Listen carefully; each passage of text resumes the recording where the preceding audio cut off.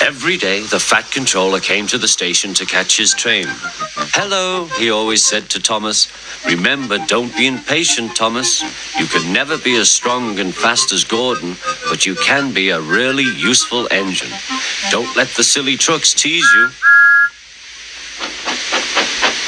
There were lots of trucks, and Thomas worked very hard pushing and pulling them into place. There was also a small coach and two strange things his driver called cranes. "That's the breakdown train," he told Thomas. "The cranes are for lifting heavy things like engines and coaches and trucks." One day, Thomas was in the yard. Suddenly, he heard an engine whistling. "Help! Help!" A goods train came rushing through much too fast. The engine was James, and he was frightened. His brake blocks were on fire. They're pushing me, he panted. On, laughed the trucks. Still whistling, "Help! Help!" Poor James disappeared. "I'd like to teach those trucks a lesson," said Thomas the Tank Engine. Soon came the alarm.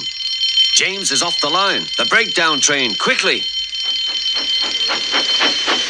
Thomas was coupled on, and off they went.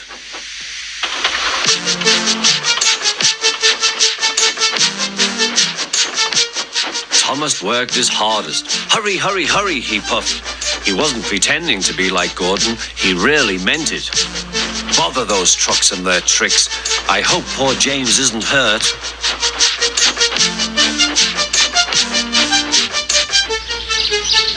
James's driver and fireman were feeling him all over to see if he was hurt. "Never mind, James," they said. "It wasn't your fault. It was those wooden brakes they gave you. We always said they were no good."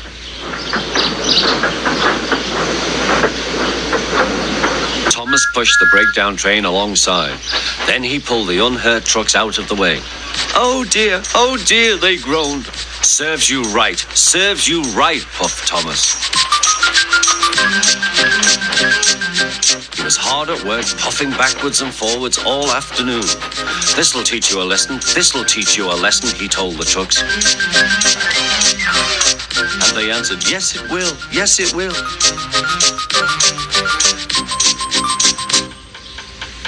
They left the broken trucks, then with two cranes they put James back on the rails.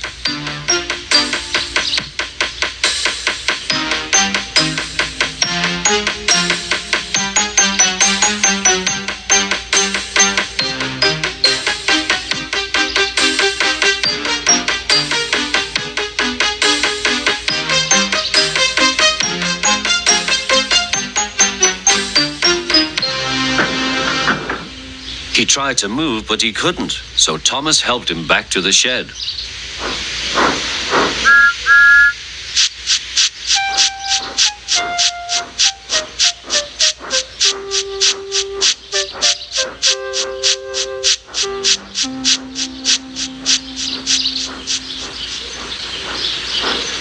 The Fat Controller was waiting anxiously for them. "Well, Thomas," he said, "I've heard all about it, and I'm very pleased with you. You're a really useful engine. James shall have some proper brakes and a new coat of paint, and you shall have a branch line all to yourself." "Oh, thank you, sir," said Thomas. Now Thomas is as happy as can be. He has a branch line and two coaches called Annie and Clarabelle. He puffs proudly backwards and forwards with them all day.